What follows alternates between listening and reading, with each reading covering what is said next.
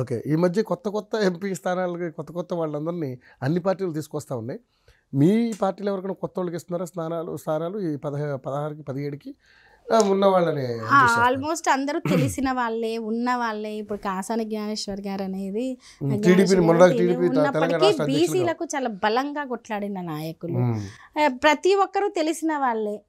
ఇప్పుడు ఆర్ఎస్ ప్రవీణ్ కుమార్ కొత్తగా అంటే మీరు ఆర్ఎస్ ప్రవీణ్ కుమార్ గారు అంటుండొచ్చు. ఆర్ఎస్ ప్రవీణ్ కుమార్ గారు ఎటువంటి లీడరో అందరికీ తెలుసు వ్యక్తిగతంగా. ఒకటి రజని గారు, ఇదే ఆర్ఎస్ ప్రవీణ్ కుమార్ గారు ఒకప్పుడు ఒంటి కాళ్ళ మీద లేచి కేసీఆర్ని నువ్వు అంటే మన ఎస్సీ ఎస్టీల ద్రోహివి రకరకాల మాటలు తిట్టుకోవడంలో అంత ఇంత కాదు, ఓ రకంగా వాళ్ళు విమర్శలు చేసుకోవడం జరిగింది. బీఎస్పీ పార్టీకి అధ్యక్షుడిగా ఉన్నటువంటి ఆయన తెలంగాణలో ఈరోజు పార్టీకి రిజైన్ చేసి బీజేపీ పార్టీలో బీఆర్ఎస్ పార్టీలో చేరడం ఏ విధంగా చూడొచ్చు? ఇదైతే నేను ఒక మంచి పరిణామంగానే, ఒక రాజకీయంలో ఒక మంచి పరిణామంగానే చూస్తున్నాను. ఎందుకు అంటే ఇప్పుడు మీరు ఒకటి ఈ రోజు వరకు ప్రతి ఒక్క అంశంలో అంటే దళిత బహుజనుల పక్షాన మీరు ఆలోచించండి, ఒక సెక్యులర్గా పార్టీగా ఉన్న పార్టీ ఏది? BRS party. రెండవది, ఈరోజు అంబేద్కర్ గారి లాంటి విగ్రహాలను ఇప్పుడు సాయి చంద్ లాంటి వారే ఒక సీఎం గారు ఉన్నంగా ఒక వేదిక మీద దాదాపు అంతమంది ప్రజాప్రతినిధులు ఉన్నంగా ఎవ్వడు కాదు అంబేద్కర్ గారే భిక్ష పెట్టింది అని మాట్లాడగలిగిర్రు అంటే మీకు ఎంత స్వేచ్ఛ ఇస్తే మాట్లాడగలిగిర్రు? ఇప్పుడు మిమ్మల్ని అలా మాట్లాడొద్దు, ఇలా మాట్లాడొద్దు, ఇదే మాట్లాడాలని నీకేం స్క్రిప్ట్ ఇవ్వలేదు కదా. ఆ వేదిక మీద నాకు బాగా గుర్తుందండి, నాకు సాయి చెప్పింది గుర్తుంది. అంబేద్కర్ గారి సభకు అంటే ఆ రోజు ఆ స్టాచ్యూ ఇనాగ్రేషన్కి ఎవరెవరిని పిలవాలి అనేది మాట్లాడుకుంటున్న సందర్భంలో పలానా దళిత లీడర్ని పిలవాలి, పలానా ఈ లీడర్ని పిలవాలి, దళిత సంఘాలకు సంబంధించిన వీళ్ళని పిలవాలంటే కేసీఆర్ గారే స్వయంగా అంబేద్కర్ గారు అంటే ఒక దళితుల మనిషేనా, ఎందుకు అలా మాట్లాడుతున్నారు, దళితులకే ఎందుకు అది చూపుతారు అంటే దళితులకు ప్రజాప్రతినిధి దళితుల ఆయన ఎందుకు అలా చూస్తారు అని కేసీఆర్ గారే స్వయంగా అన్నారని చెప్పిన సందర్భం ఉంది.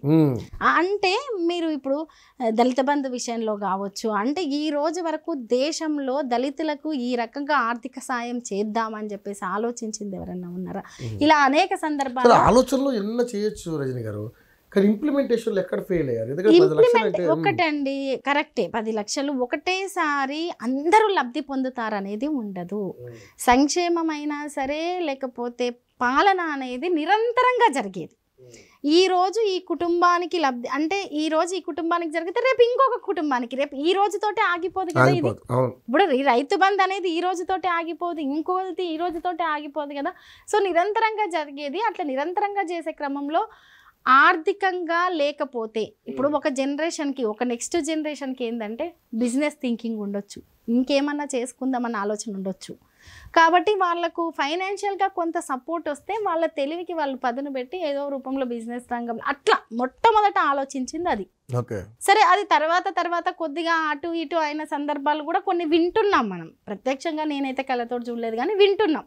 సరే, వ్యవస్థలో ఒకరు ఆలోచించినట్టు ఒక నాయకుడుకున్న విజన్ అందరికీ ఉండాలని లేదు కదా, ఎక్కడన్నా చిన్న లోపం జరిగి ఉండొచ్చు. కానీ ఆర్ఎస్ ప్రవీణ్ కుమార్ గారు ప్రజలకు ముఖ్యంగా బహుజనవాదాన్ని ముందుకు తీసుకెళ్ళడానికి గురుకులాల్లో పనిచేసినప్పుడు ఎంత బలంగా పనిచేశారు, ఎంతమందిని విద్యావేత్తల్ని తయారు చేశారన్న సంగతి తెలుసు. రెండవది, ఇప్పుడు నిజంగానే బీఎస్పీ పార్టీ ఒకసారి మాట ఇచ్చిందన్నారు, పొత్తు పెట్టుకోమందన్నారు, వాళ్ళు నిలబడడానికి రెడీ అయ్యారు.